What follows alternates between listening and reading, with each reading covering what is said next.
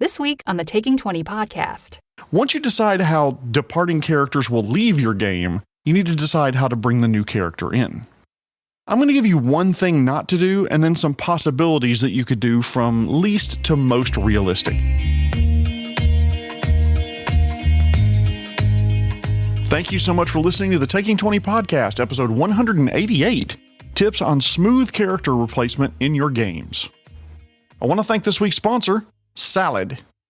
Did you know that only the green leafy part of a salad believes in an almighty deity?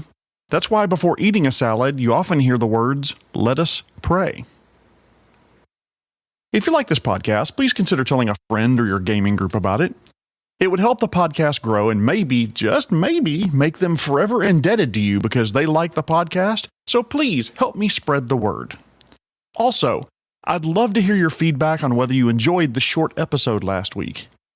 I needed a short episode because it cut out a lot of the filler of traditional episodes, and honestly, I needed the break and it was much faster for me to produce.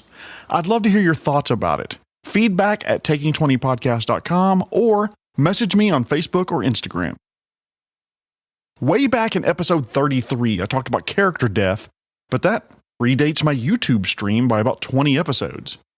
I'd love for you to go back and listen, but in case you don't have time to recap that episode, DMs, you need to decide if character death is even a thing at your table.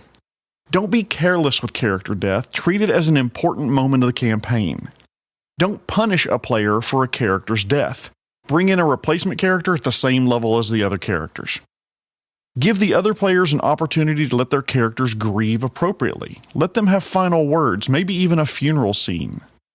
Show the impact of that character's life, whether it's through a series of vignettes or that the living characters can discover on down the line.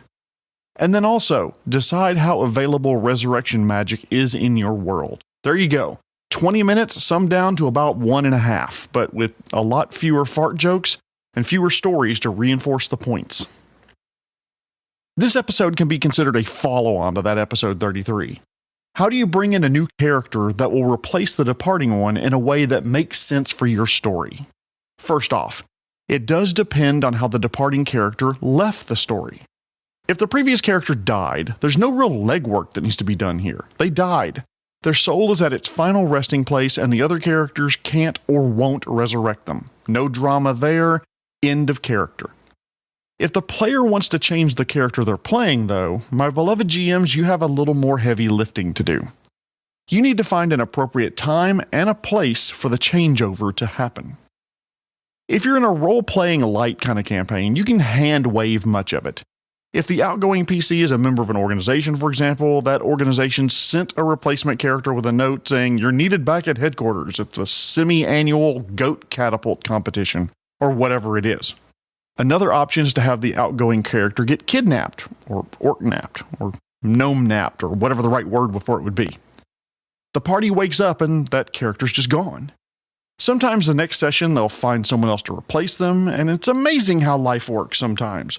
The orc barbarian went missing, and this session we're lucky to find a dwarf fighter who's looking to make a name for herself. How lucky are we as a party, aren't we? Let's go find that orc as our first adventure together. If I were running a roleplay heavy campaign, though, I'd give the outgoing character an opportunity to say their goodbyes, explain why they're leaving, make their way back home to Sandpoint or the village of Flambe, where all the buildings are made of paper and wood. You know, that arson isn't going to commit itself. What? I'm sorry, everyone. Sometimes he gets like this. Leaving the burning town of Flambe behind, and let's face it, it's their fault for naming their town Flambe. It's like naming your character Listeria and then getting surprised when they get sick eating contaminated food. Anyway, back to the topic. Once you decide how departing characters will leave your game, you need to decide how to bring the new character in. I'm going to give you one thing not to do and then some possibilities that you could do from least to most realistic. First off, don't just have your old character disappear and have the new character appear right in their place. Round 6 of combat. Teffer the Bard disappears with a pop and is replaced by Deidre the Sorcerer. Deidre, it's your turn. And the players act like their characters don't even notice a difference. Look, run your game how you want, but for me that breaks any and all realism in the world. What the hell happened to Teffer? Are they okay? Did they really just wink out of existence and no one cares? Will they really not try to find Teffer at all, who's been adventuring with them for weeks? That makes no sense. And honestly, I think that's a lazy way to do it. Okay, Jeremy, Mr. High and Mighty GM who has a podcast and burps advice all the time, what should I do? I'm glad you asked, smartass in my head, because there's some options. First off, if you want to change the character that you're playing, coordinate this with your DM well ahead of time. Tell them you'd like to play a different character, no matter the reason for the character switch. Listen to the DM's ideas for how to change out your character. The DM knows the story that's coming and can likely give you the best advice for a good character change-out time and place. The least realistic way, the character just wanders off without a word to the other characters. Now, I can hear some of you now. That's what my character would do. Also, they would steal some of the treasure. Sure, that's what your character would do. That also means your character's an asshole. Unless your DM wants to turn getting revenge against your former character into part of the upcoming adventure, please just don't do that. That being said, beloved GMs out there, an interesting side quest could be chasing down the former character, now NPC, that wronged the party. If you want inspiration, just watch the 2003 movie The Italian Job. Also, watch that movie for Seth Green's impersonation of Jason Statham playing a character named Handsome Rob. That scene never fails to get a laugh out of me. The next best way, and at varying levels of realistic, is for the character to receive a message that they're needed elsewhere. This obviously works best when they're part of an organization of some kind. They're a soldier, a member of a church, part of the Thieves Guild. They work for the Umbrella Corporation. Any organization that you can think of will do. That organization could even be their family or friends or community they grew up in. The reason it's varying levels of realistic would depend on where the party is, where the adventure is set, and the type of organization. If the party are in their well-known tavern of choice in a small town with representatives of the organization present, it stands to reason that they could probably track the character down to replace them. Absalom Station, for example, in Starfinder is big, but unless the character is extraordinarily stealthy and leave almost no footprint behind themselves, friends or acquaintances or people who know them, anyone can be found, given enough resources. However, imagine the party's in the middle of a desert or a forest near no roads or settlements. They haven't seen another living humanoid in 2 weeks. They're up to their neck in scorpion carcasses. And the replacement character just so happens to walk up out of the blue.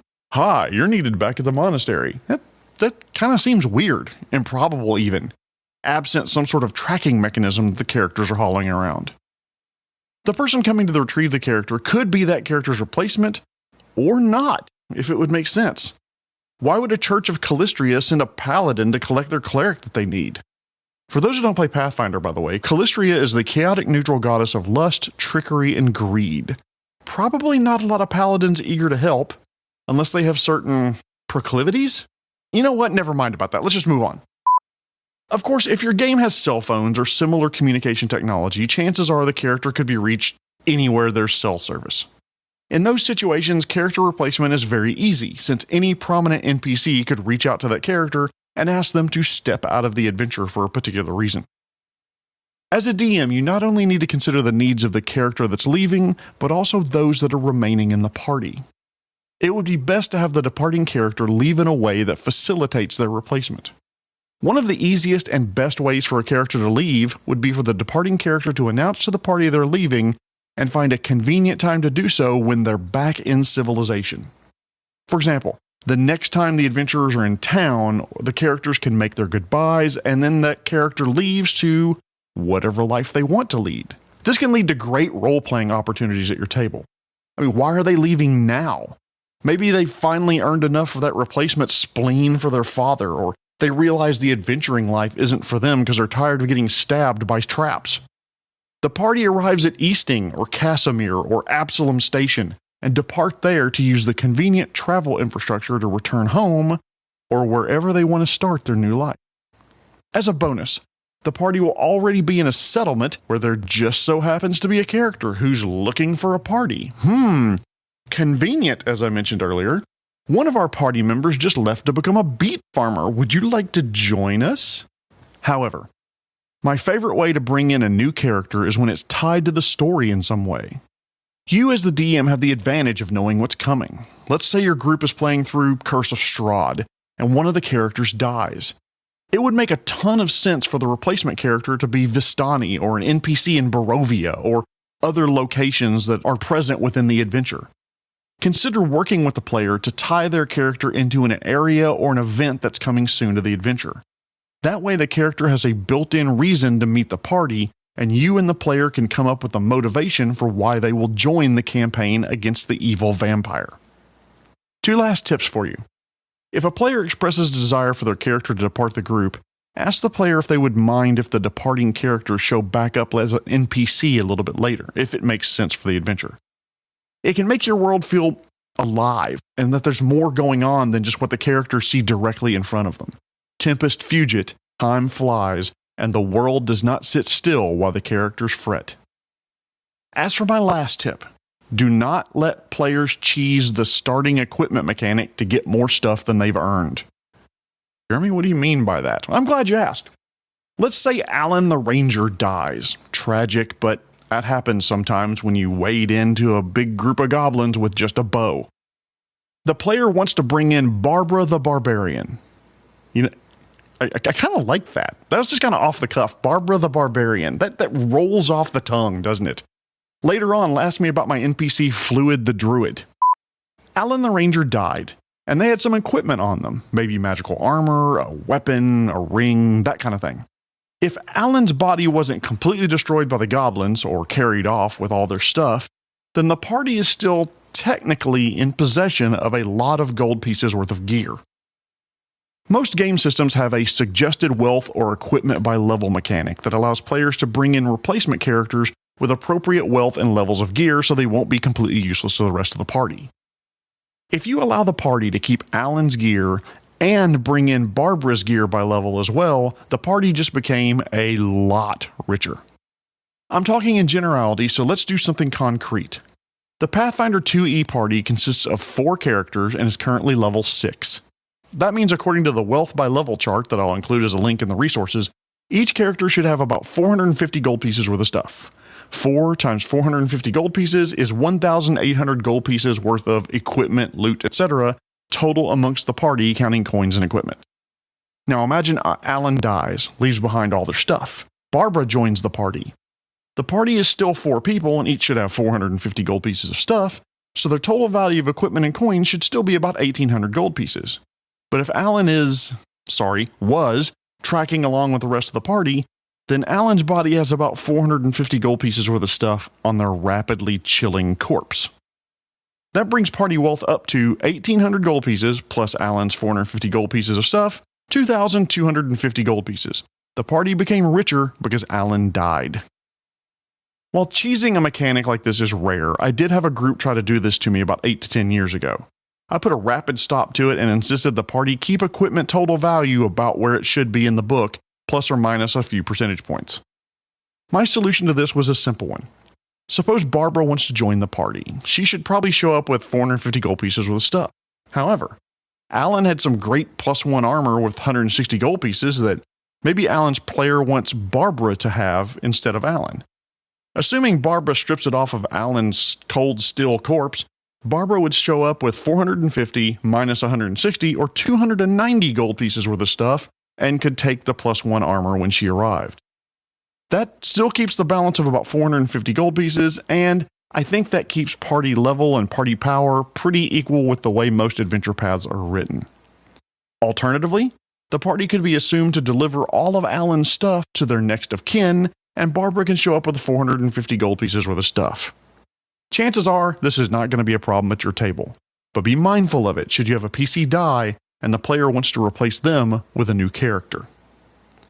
Replacing characters can be done realistically, but it requires some planning between the player and the DM. Players, be receptive to DM ideas about where and when to replace your character. And DMs, look for a convenient way to bring the new character into the fold. Add just a dash of realism to it and look out for attempts to get extra equipment out of it, and I'll bet you and your players would have fun doing it. Please like, rate, and subscribe to the podcast wherever you happen to find it. I know times are tough and it's hard to find money to donate, but even free actions like spreading the word about it, reposting social media, and interacting with the podcast helps to get the word out there. Tune in next week when I'm going to give you some tips on how to use AI tools to make you a better DM or a better player. But before I go, I want to thank this week's sponsor, Salad. I had a pretty good joke to go here, but I got rid of it at the last minute. That salad joke was better tossed. This has been episode 188 with tips on replacing characters in your world. My name is Jeremy Shelley, and I hope that your next game is your best game. The Taking 20 podcast is a Publishing Cube media production. Copyright 2023. References to game system content are copyright their respective publishers.